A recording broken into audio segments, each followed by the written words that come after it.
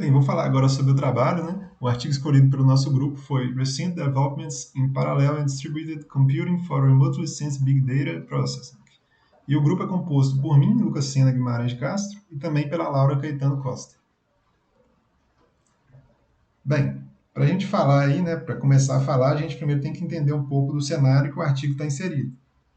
O sensoriamento remoto, ele é uma técnica que é fundamental para a gente poder observar diferentes regiões da Terra sem um contato direto, usando aí sensores que seriam instalados em satélites, aviões, drones e outras plataformas.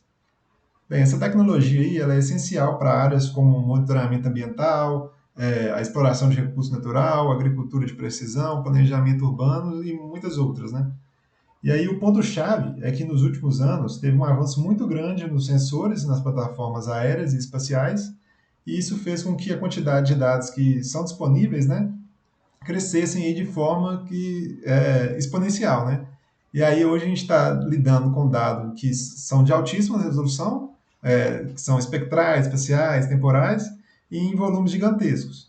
E aí, só para a gente ter uma ideia, mais ou menos, como que está, né? Os sensores como o Aviris da NASA produzem aí gigabytes de dados por coleta e conjuntos que são multitemporais, como o Sentinel, né, já atingiram aí patamares de petabytes.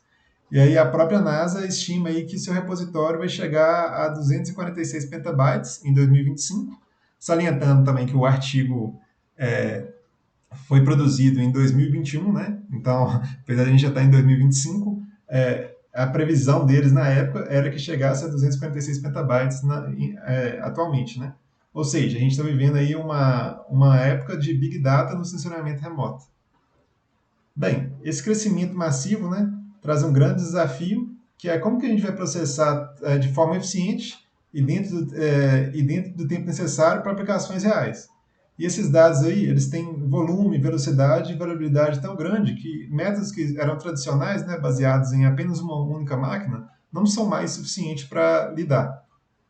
E aí, além disso, né, muitos algoritmos que são usados para interpretar a imagem, principalmente os de Deep Learning, eles são algoritmos que são pesados e exigem muita memória e processamento. Ou seja, né, muitas vezes simplesmente não vai ser possível carregar todo o conjunto de dados na memória de uma única máquina só. Então, o artigo vai concentrar exatamente nesse problema. Como que a gente consegue encontrar a solução paralela e distribuída que vai permitir aí, processar esses dados que são muito grandes e conseguir processar isso de maneira que seja confiável, eficiente e escalável?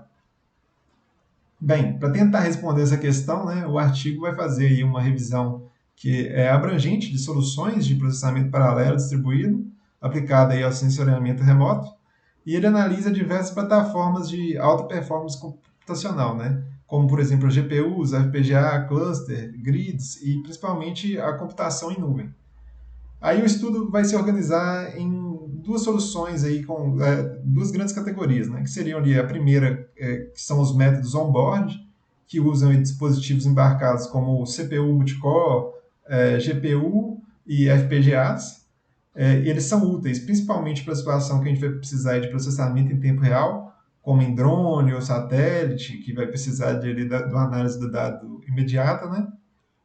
E a segunda categoria envolve ali métodos de processamento em repositório de dados, que aí vão usar cluster ou plataforma distribuída, onde a computação em nuvem ali se destacou como uma abordagem que seria mais promissora. Bem, o artigo entra em detalhes sobre como as plataformas de nuvem conseguem explorar o paralelismo em larga escala utilizando ferramentas como, por exemplo, o MapReduce, o Apache Spark e sistemas distribuídos com HDFS. Isso aí permite, né, uma alta escalabilidade e também um melhor custo-benefício. Bem, um ponto que é muito importante, né, da metodologia é o foco em algoritmos de escalonamento, que seriam os GS. Esses algoritmos aí, eles distribuem tarefas de forma inteligente entre os recursos disponíveis na nuvem, explorando o paralelismo tanto no nível de dado quanto no nível de tarefa, né? E como o problema de escalonamento é um problema que é considerado NP-hard, o artigo tenta revisar especialmente estratégias, né, meteorísticas, como o algoritmo genético, o PSO, o ABC, IA e o QE. Bem, é, Os resultados, né, mostraram que a computação em nuvem se destaca claramente como uma plataforma que seria ideal para lidar com essa Big Data em sensoramento remoto. Ela vai superar os clusters tradicionais e sistemas de grid, principalmente pela sua escalabilidade, né, e também pelo suporte direto a frameworks, que, como falado no artigo, eles experimentaram os frameworks distribuídos, que eram o Spark e o Hadoop, e o estudo de caso apresentou aí usa, né, uma aplicação real de classificação de imagens hiperespectrais em larga escala, implementada em Spark, e os números foram significativos, né? Teve uma melhora expressiva. Sem as técnicas de escalonamento, só usando o paralelismo na nuvem, né, o tempo de execução caiu de 2.422 segundos para 706 segundos com apenas 4 executores. E isso acabou resultando aí no speedup de 3,43 vezes. E com 32 executores, o speedup chegou a 10,44 vezes. Quando eles decidiram aplicar aí os algoritmos de escalonamento, né, para verificar essa abordagem, eles perceberam ainda um desempenho melhor. Ou seja, né, essas técnicas, né, entre as técnicas analisadas, de todas aquelas, o que apresentou o melhor resultado foi o QEA, que é o Quantum Inspired Evolutionary Algorithm, que ele teve o melhor resultado possível, né, reduzindo o tempo de 232 segundos para apenas 177 segundos. Ou seja, né, teve um ganho aí de aproximadamente 23,7% na eficiência. E aí, em datasets que são ainda maiores, né, os algoritmos de escalonamento se tornam aí uma ferramenta importante, né, mostrando a capacidade de manter eficiente, mesmo quando o volume de dados cresce muito, que é o que está acontecendo. Bem, como conclusão, né, o artigo deixa claro que a computação em nuvem é hoje a solução que seria mais adequada para lidar com essa enorme quantidade de dados gerada pelo sensoriamento remoto.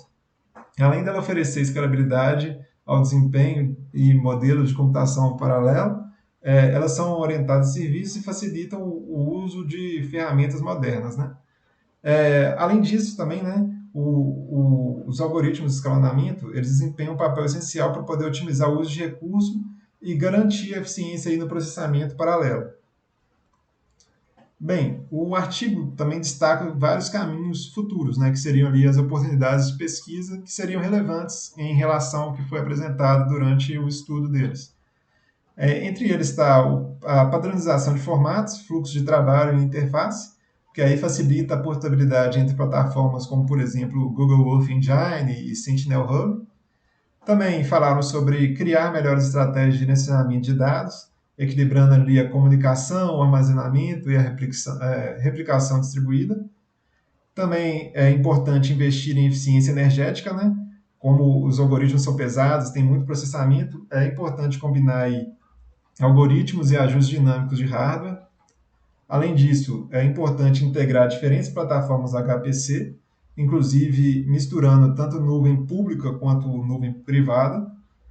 Também seria importante uma pesquisa envolvendo o desenvolvimento de algoritmos de otimização multi-objetivo, né, que seriam algoritmos que consideram tempo, energia e custo. E, por fim, né, eles sugerem aí criar estruturas de orquestração end-to-end que escondam aí a complexidade técnica e permite focar só nos resultados da aplicação. Ou seja, né, esses pontos aí mostram que, apesar de tudo que a gente falou aqui, que o artigo conseguiu mitigar aí muito tempo, né, reduzir muito tempo, otimizar bem esse problema, ainda existem pontos que precisam melhorar, né, apesar dessas soluções eficientes, e ainda tem muito espaço para evolução nessa área, especialmente porque os dados, né, continuam com o tempo, né? Ou seja, naquela época os dados já tinham estimativa para hoje ser 256 metabytes pela NASA, e esses dados com o tempo só vão aumentando, né? Eles estão crescendo exponencialmente, então as técnicas têm que evoluir também junto. Então, isso foi o nosso trabalho e muito obrigado.